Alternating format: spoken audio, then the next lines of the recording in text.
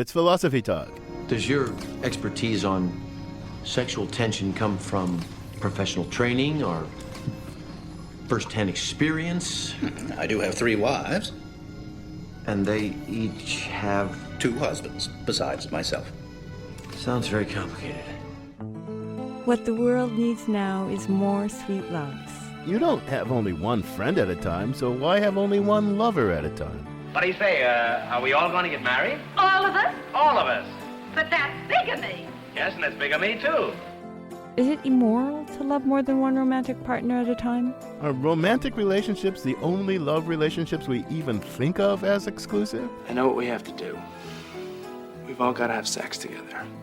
Is there any good reason to encourage monogamy over polyamory? Our guest is Carrie Jenkins, author of What Love Is and What It Could Be. Polyamory, coming up on Philosophy Talk.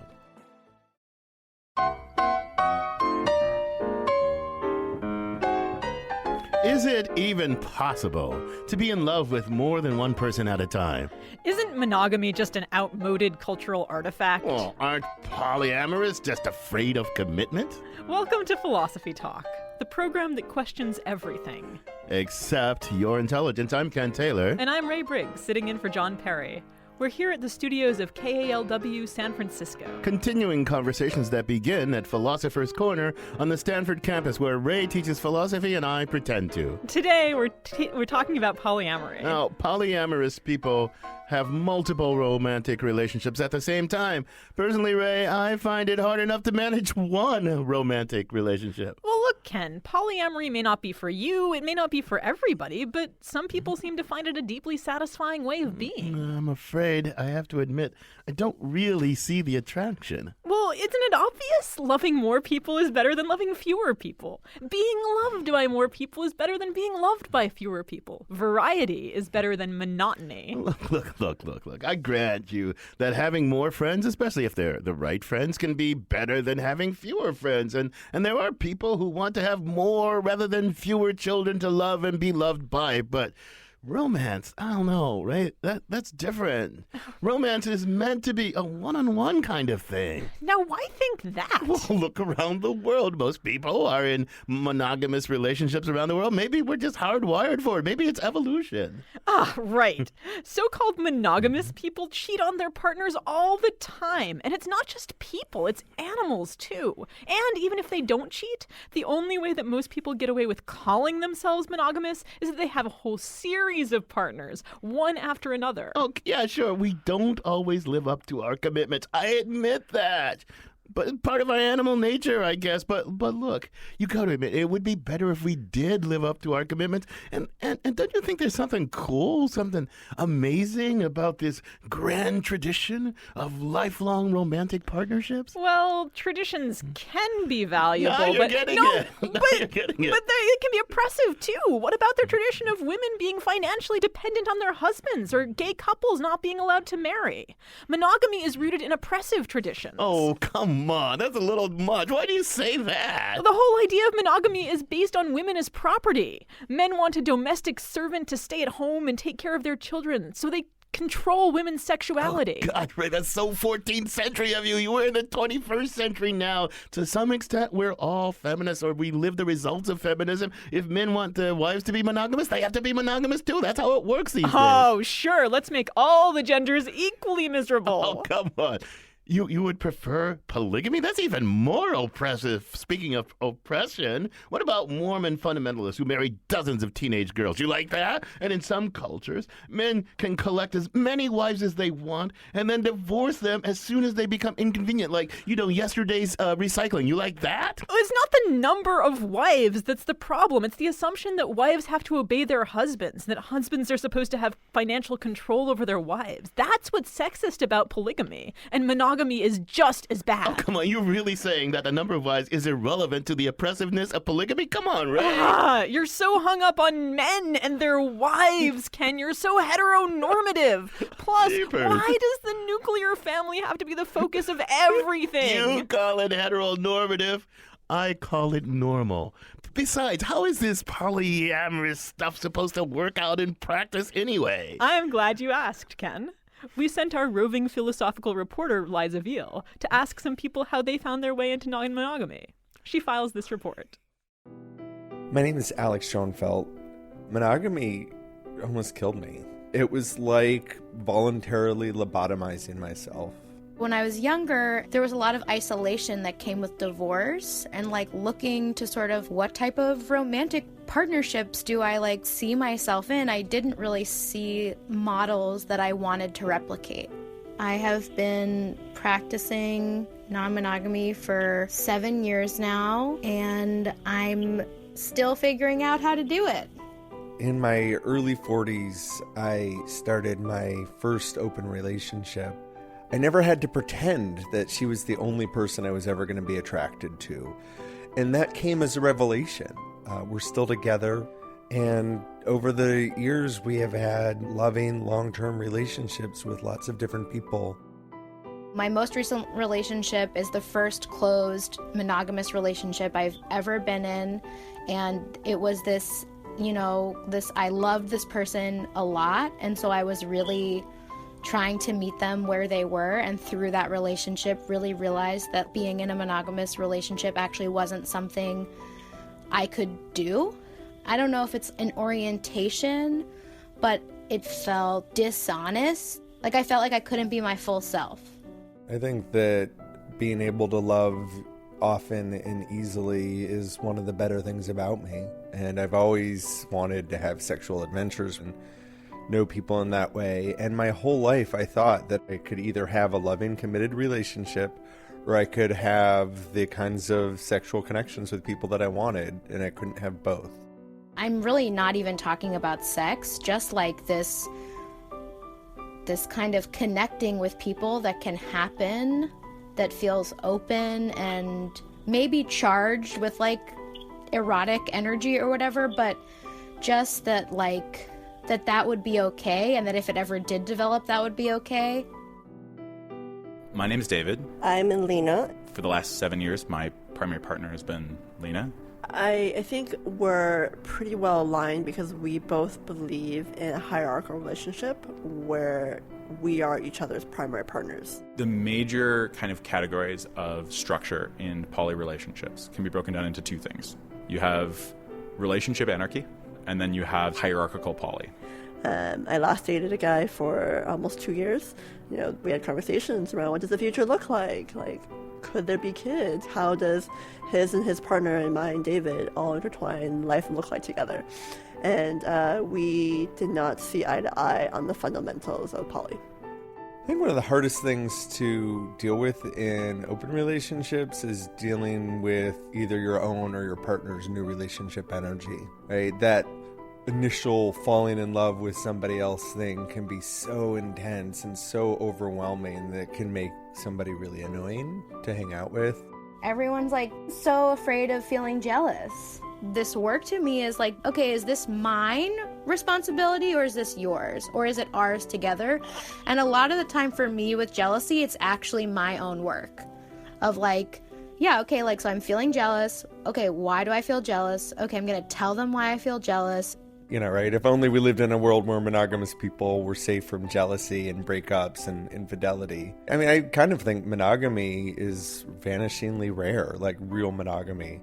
We feel that like a lot of marriages could be saved or divorces can be avoided if they were just a little bit more willing to think outside the box, because people believe that the grass is greener on the other side, and people always think that, oh, I could have it better, I could do better than you, or that girl is way XYZ better for whatever reason.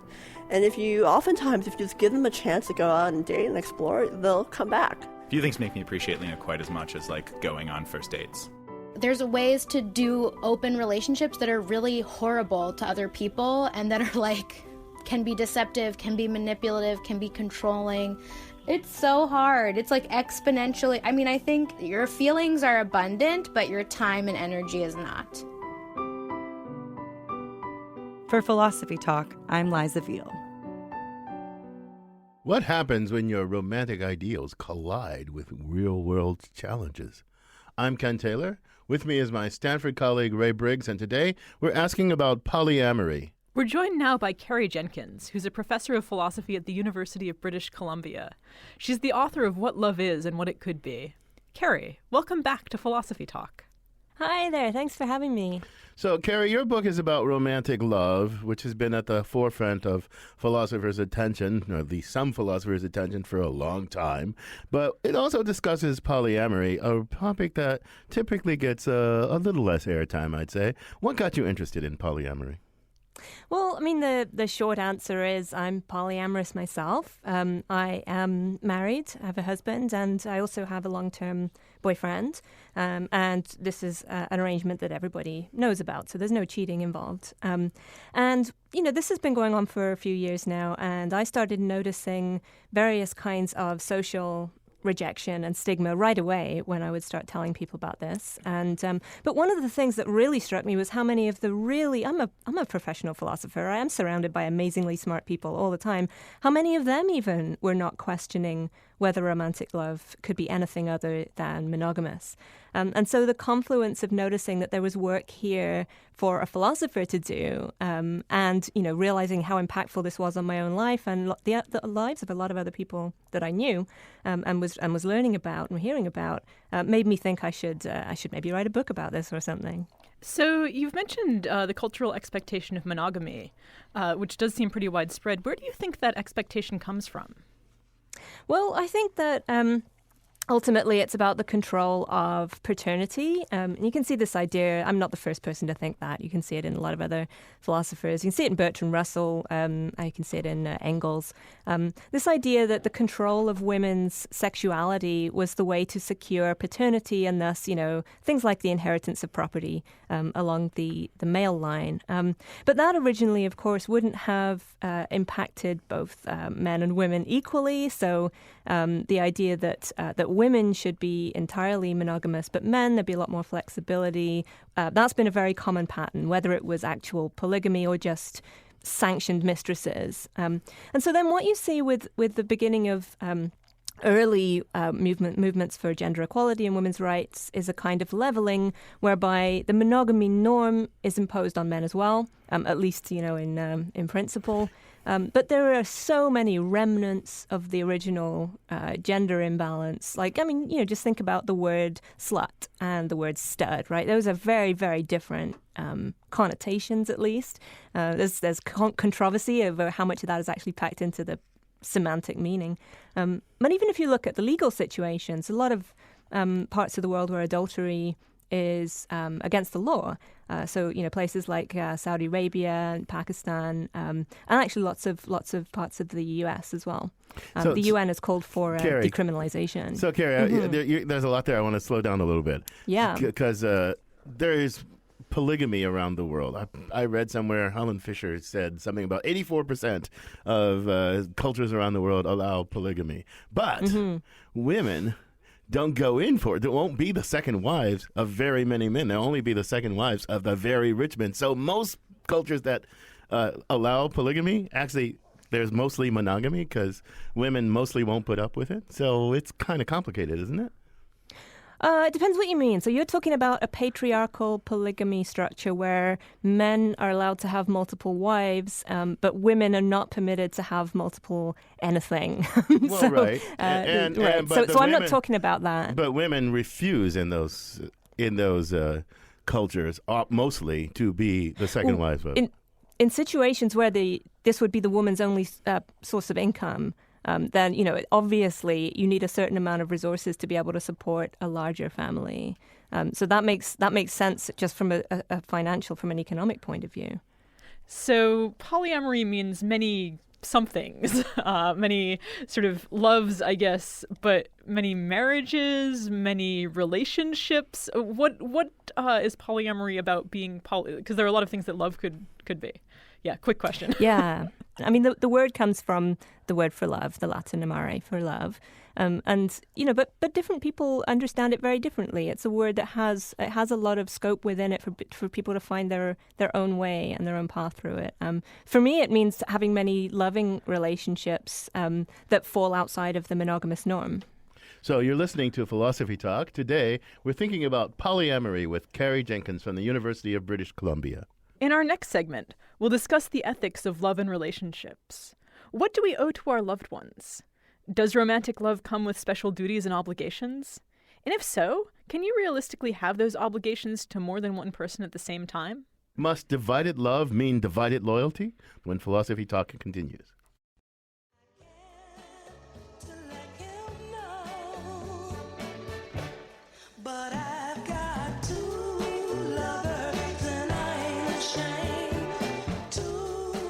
When you've got two lovers, how do you treat them both right?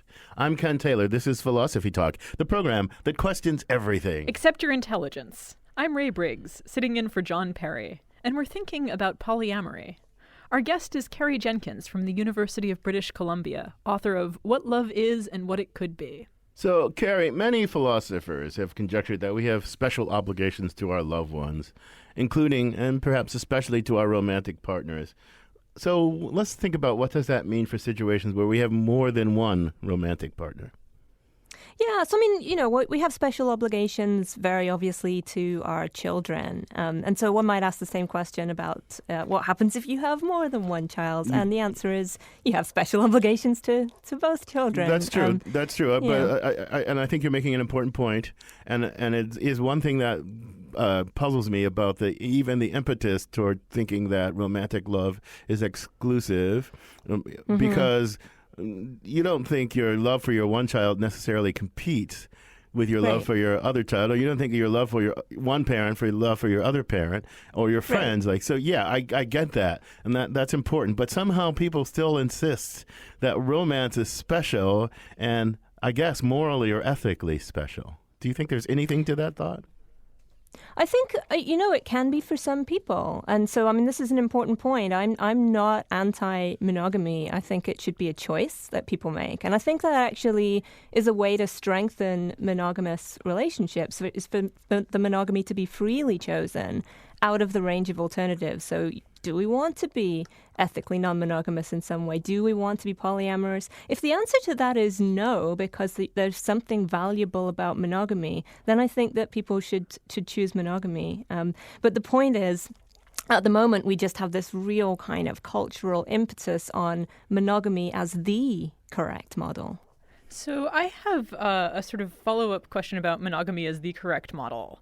So there are some exclusivity expectations that it seems wrong to place on my partner. Like if I expected my partner to have no friends because I wanted to be their only friend, that would be extremely morally wrong. Yeah. And so where do you figure out which exclusivity expectations are sort of morally acceptable to place on your partner?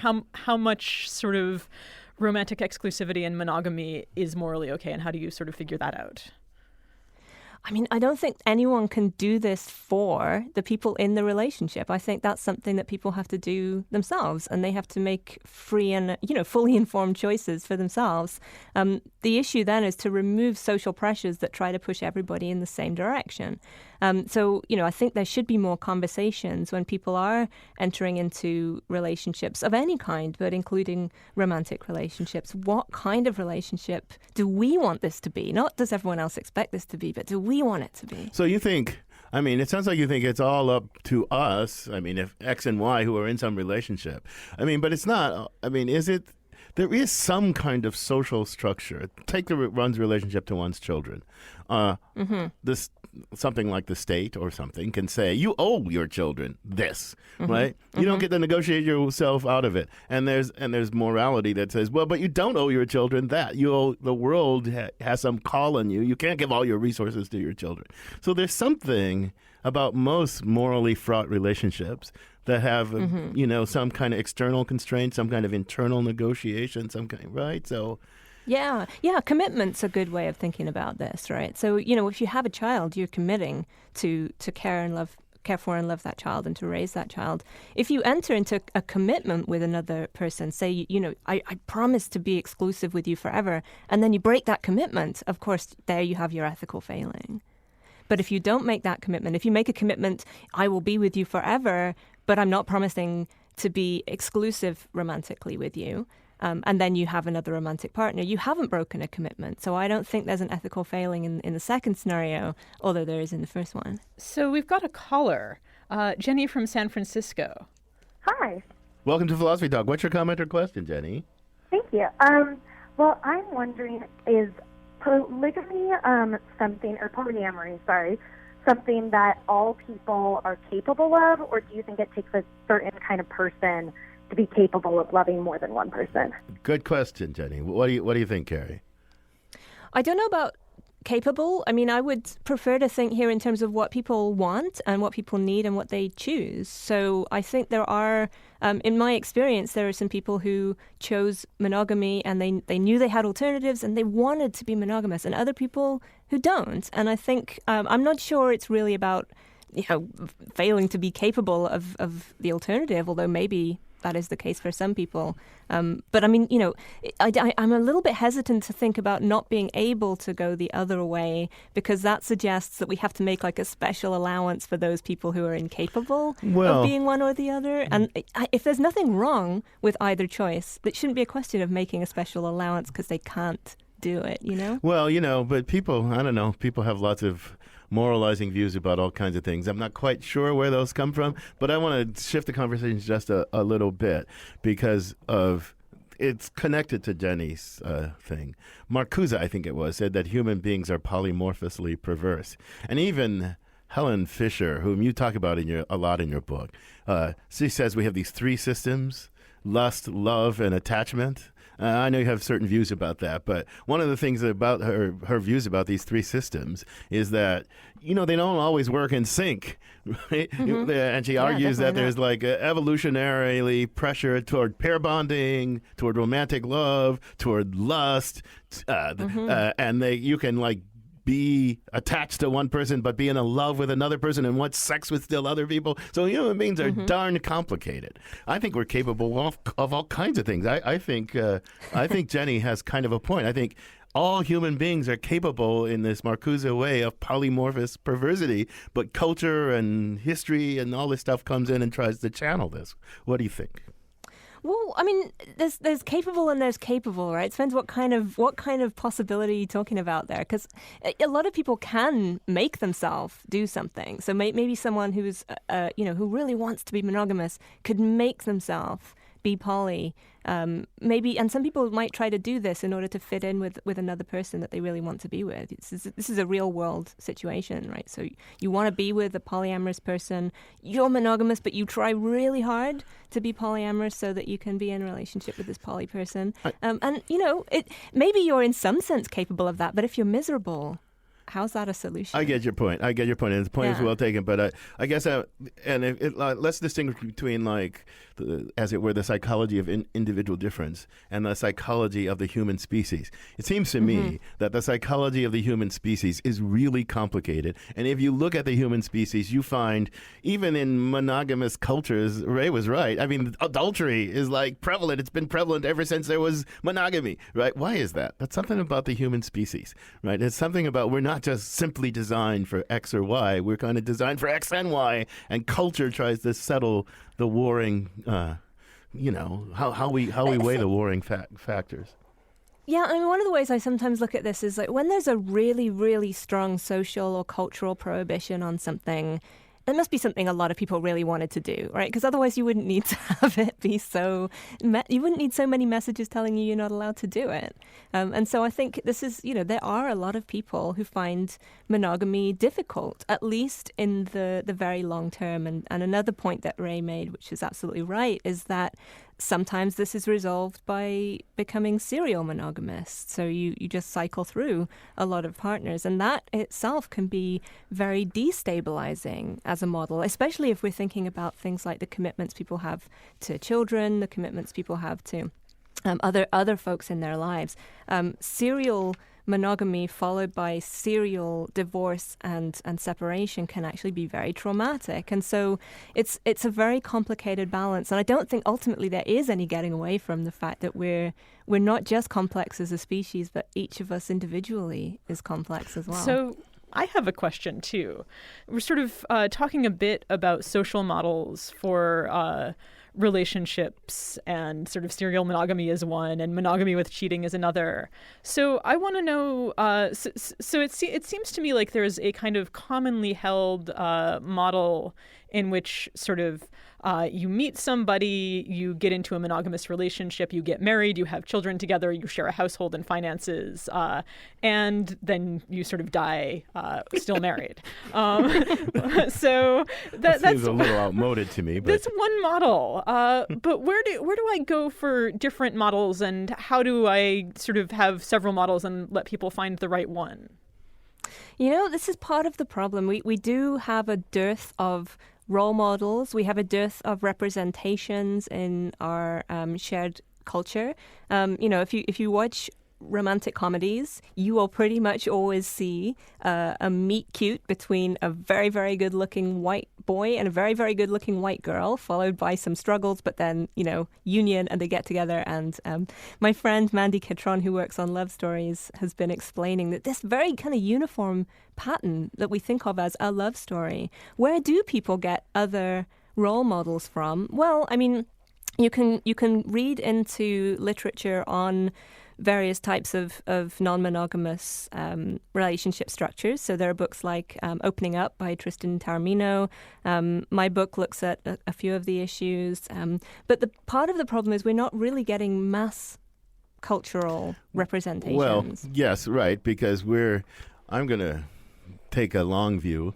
We're in a cultural cul-de-sac. Because at any moment in history, we kind of tend to be in cultural cul-de-sacs. What do I mean by that? So back on the savannah, when pair bonding first evolved, there was kind of apparently serial monogamy, right? It lasted for a while. Women and men were more equal than when they were hunter-gatherer. Let me finish. When they were hunter-gatherer. I know. And then the farming happened. Helen Fisher says the worst invention for women was the plow, right? Some people claim that we're going forward to the Pleistocene with women getting into the workforce and being financially equal to men. So, things change. Culture changes. We're right now in a cultural cul-de-sac. Our imaginations are constricted by the moment we're in. And so that's how it always is. We have to try and that's what philosophy is for. Help us reimagine possibilities. That's what I always try to do. It's interesting to think about this cul-de-sac possibility. I'm given to understand that some studies of millennial attitudes towards relationship are suggesting actually a bit of a backwards trend towards a higher preference for very, and I'm using air quotes here, traditional-looking gender roles in relationships compared to, say, in the 1980s. So we can't really assume that there's a uniform progression in any one direction. I think these socially constructed things are really very much up to us, and it is our responsibility to think about which direction we're pushing things. Who's the us? What do you mean up to us? How does that work? Because I think this is a complicated thing. It's a great because question. there is our biology, and I think one of the things I do like about your book is that you kind of are not an either-or person. I mean, there is the facts of our biology. Yeah, I'm really not an either-or person. There are the facts of our biology, which are relatively fixed, and then there's culture, and then I'm not sure about how to think about the interaction between biology and culture. I don't think people think enough about how biology constrains or cooperates or feeds into and how culture feeds back. It's all very complicated, I think. And can you help us simplify it? Well, I have the analogy I try to use is an actor playing a role. Like, so you imagine you see a TV show and there's there's Captain Kirk, right? The character, and you know that's also what you're looking at. There is also William Shatner, the actor, and then there's this question of how good is that casting decision. I think of our biology, the biology of love, some of which I think is very much the kinds of things that someone like Helen Fisher is describing, although I take issue with some of the ways she theorizes about it. That biology is then given this script. So this is the kind of bundle of cultural attitudes and expectations. And then the question becomes, okay, how good a fit is that casting decision? And I think it really depends on the person. And I think part of the problem is handing everybody the same script. And it goes so-and-so and so-and-so sitting in a tree, K-I-S-S-I-N-G, first comes love. You know the rest of the story. I know the rest of it. We teach it to kids so early. You're listening to Philosophy Talk. We're talking about polyamory, and we'd love to have you join this conversation. And Deborah from Novato is on the line. Welcome to Philosophy Talk, Deborah. What's your comment or question? Hi. I have a friend who was a nurse midwife, and she did research and found that when it comes to getting pregnant, that women who have confidence in their partners have a lot easier time both during the pregnancy and when it comes to giving birth to children. So this is probably one of the main reasons we have marriage to begin with. That was, she researched over 100 cases, and that's the conclusion. So what do you think about that? Thanks for the question, Deborah. I didn't quite hear it all. Did you get the gist of it? Yeah, so it sounds like Deborah's saying her friend who researches pregnancy has found a correlation between being confident in your partner and having sort of successful outcomes in your pregnancy. And so wanted to know about the relationship between that and monogamy and marriage. You got a thought, Carrie? Well, I mean, that sounds just on the face of it perfectly reasonable. I mean, being confident in your partner sounds like it would be very psychologically important to someone who is pregnant, and I would imagine that would very easily have ties to all kinds of successful outcomes. Along that line, let me ask you really quickly before we get into a break about what do you think of sort of evolutionary arguments? So pair bonding is rare in nature. There's some birds do it, few mammals do it, and the stuff you read is all over the place, but one hypothesis Do is... educated fleas do it? I don't know. One hypothesis you read is that having to rear children takes women away from the rest of the work of the species and makes it harder. Then they need a partner, and the species, like birds, the female has to sit on the eggs, needs a partner. What do you think of arguments like that? Yeah, so I mean, there are lots of ways to raise children, and the one that we tend to think of as the obvious one, where basically the woman does all the work and has to be dependent on someone else in order to be able to do that, is only one of the biologically available options. And so, we could think about lots of other choices. There, of course, is this sort of nuclear family model, but there are also lots of extended family models. There's also much more communal child-rearing options where you sort of have a creche scenario.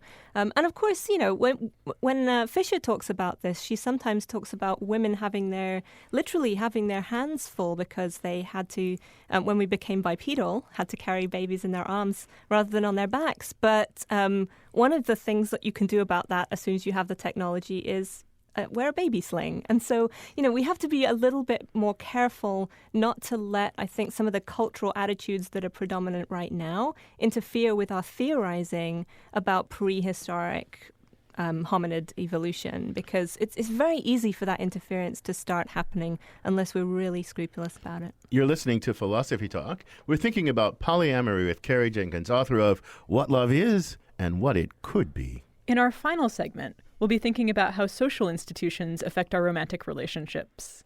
Should we redesign the state and civil society to support different kinds of romantic relationships? And what would that look like? The future of love, when Philosophy Talk continues.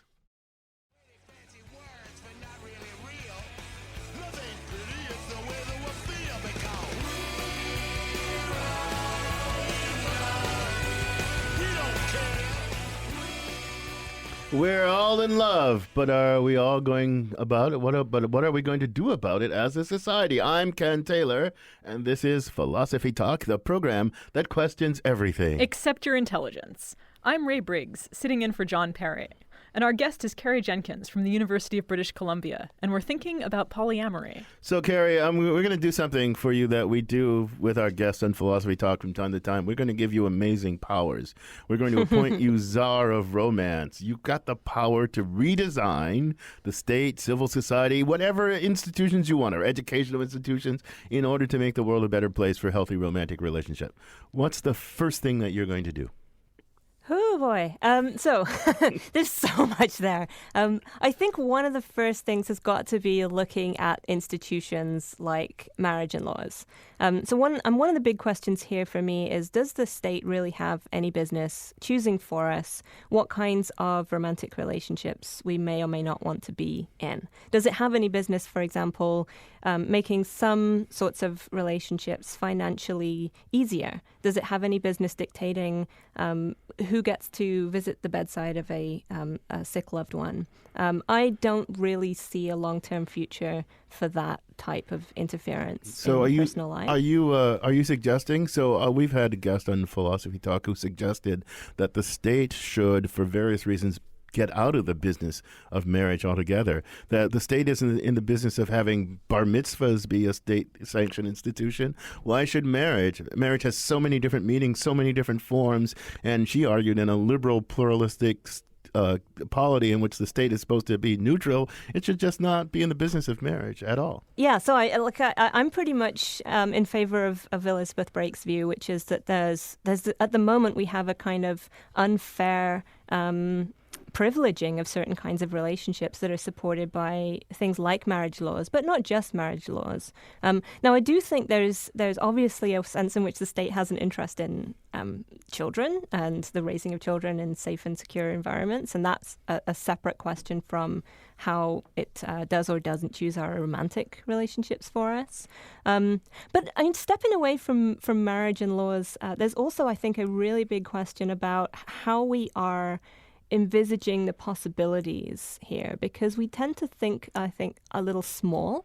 We tend to think, oh, well, love has always been like this and it's always going to be sort of like that. But really, that's not true. I mean, that's a picture that we like to tell ourselves, that things have always been basically the way they are now. And actually, we're really well placed to see that that's not true, because we've seen just over the last, 10, 20 years, a really big shift in attitudes to same-sex love. And then the generation before that, a similarly huge shift in attitudes to interracial love. And I think these are indicators that the ways that we socially construct and constrain love, especially romantic love, can change if we want them to. And so this is part of why I think we don't just need to look at things like laws and state regulations. We need to look at the idea of a love story. We need to look at what kinds of depictions of relationships we're seeing on TV or at the movies or reading about in books. So I wanted to ask about sort of a third thing besides love stories and besides the law, which is sort of social norms outside the law, and whether you envision any changes to those and what sorts of changes. I mean, I'm really talking about the law and love stories as a way of getting at those. So social norms are these sort of very abstract and difficult and sometimes unwieldy things to think about. But yes, ultimately, this is about changing social norms, and it's about changing the ways that we socially police each other according to those norms. So, you can step away from marriage laws, but if someone is completely rejected by all their friends and their family for being in a kind of relationship that other people don't consider normal, that's going to make it very, very hard for them to choose that. But, the way that social norms change and the way laws change mostly is through, lots of different things. But one of the things is through activism and resistance and people shouting and making noise and telling their story and alternative media and all that stuff.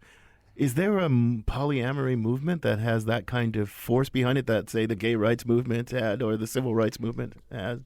Or is it... There are a lot of differences, and certainly, like at the moment, I think we're still kind of in the early stages of people starting to have, the kind of conversation that we're having right now.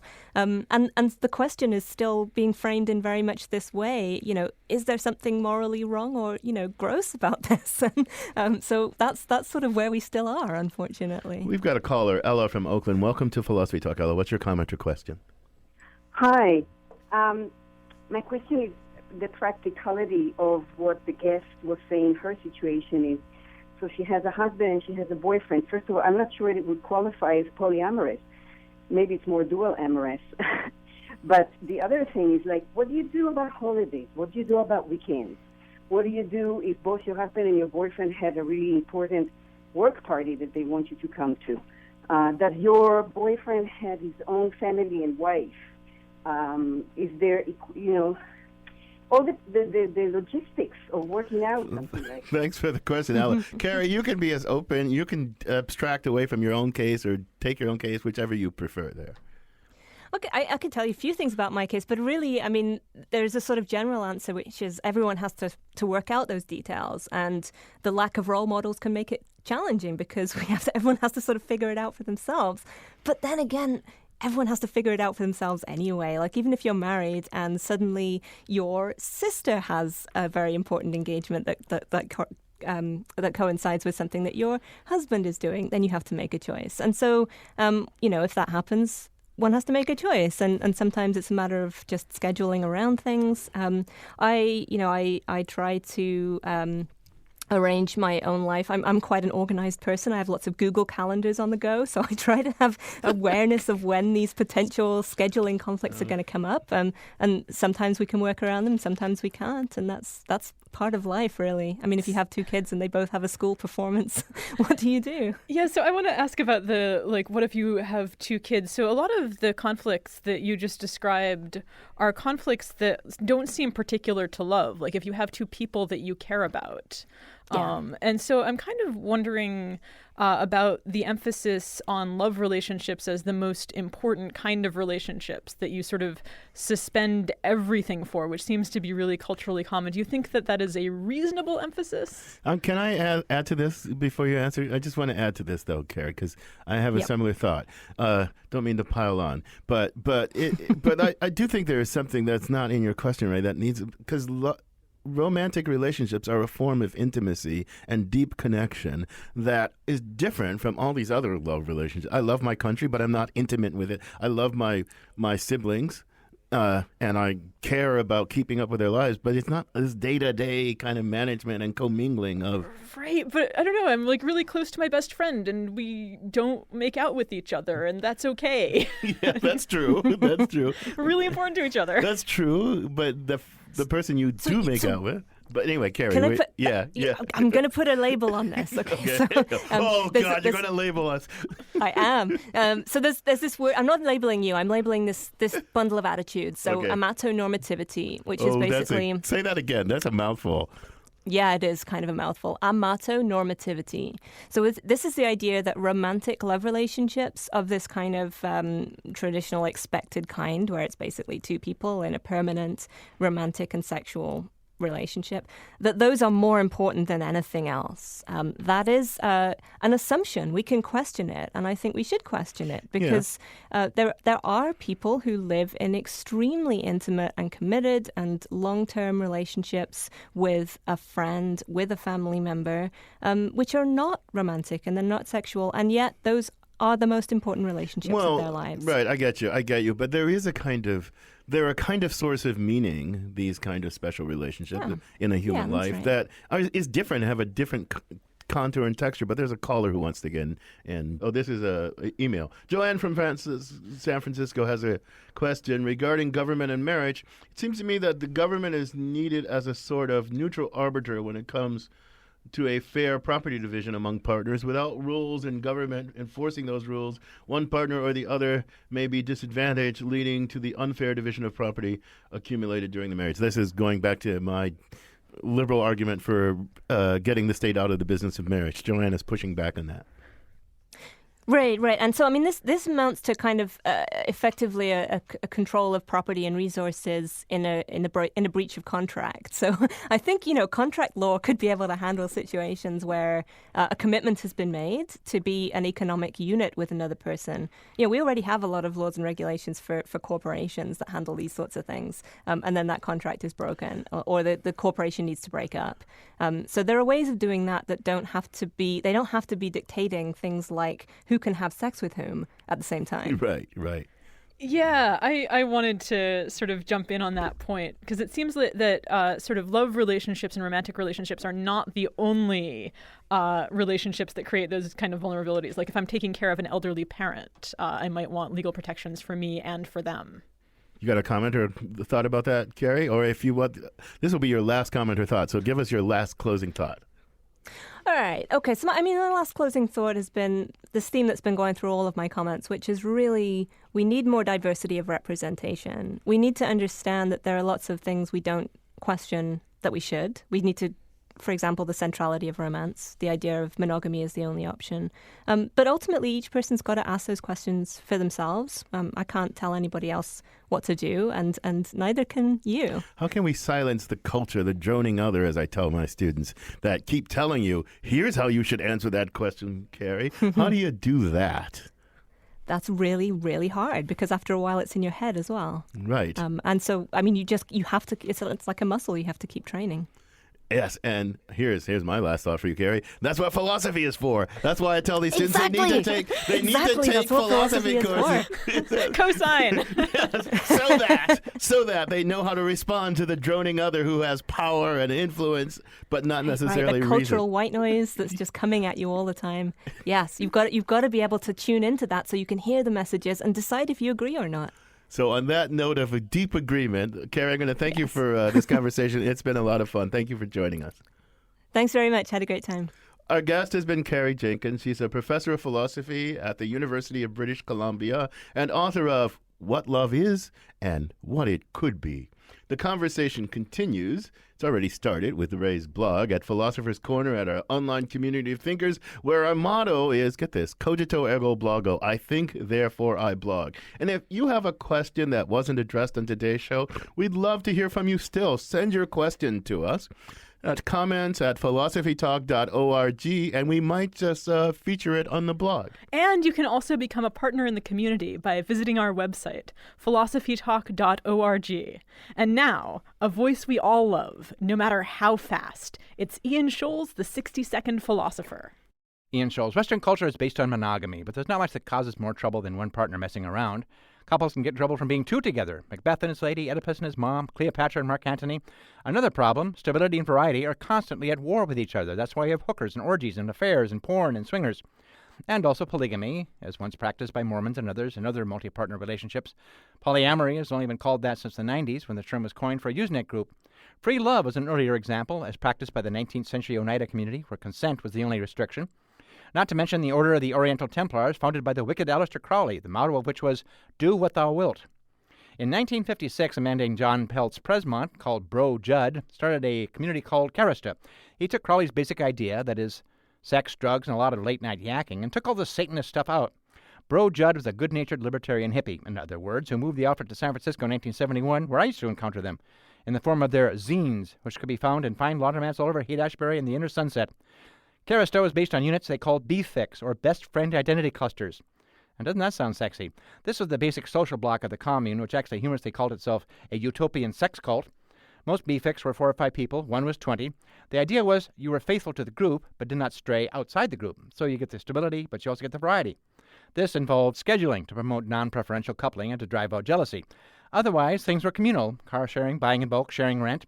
And the group started its own business called Abacus, a Mac support group in the early days of Apple. Wow, this is still what some people think San Francisco is really like, when it's not gay or doing the bidding of George Soros.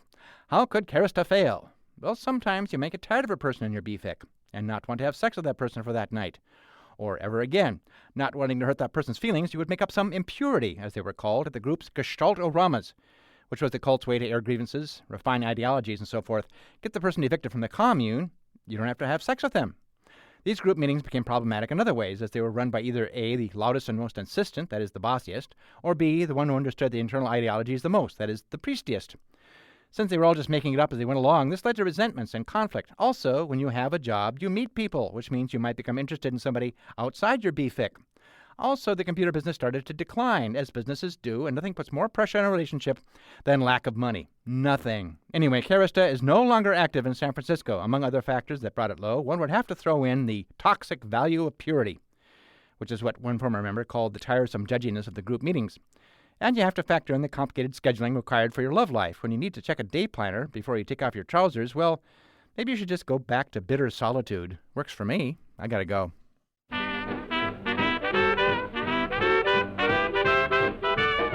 Philosophy Talk is a presentation of KALW, local public radio San Francisco, and the trustees of Leland Stanford Junior University, copyright 2017. Our executive producers are David Demarest and Matt Martin.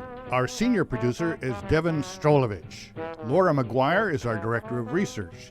Cindy Prince-Baum is our director of marketing. Thanks also to Merle Kessler, Audrey Dilling, and Colin Peden. Support for Philosophy Talk comes from various groups at Stanford University and from the partners at our online community of thinkers. The views expressed or misexpressed in this program do not necessarily represent the opinions of Stanford University or of our other funders, not even when they're true and reasonable.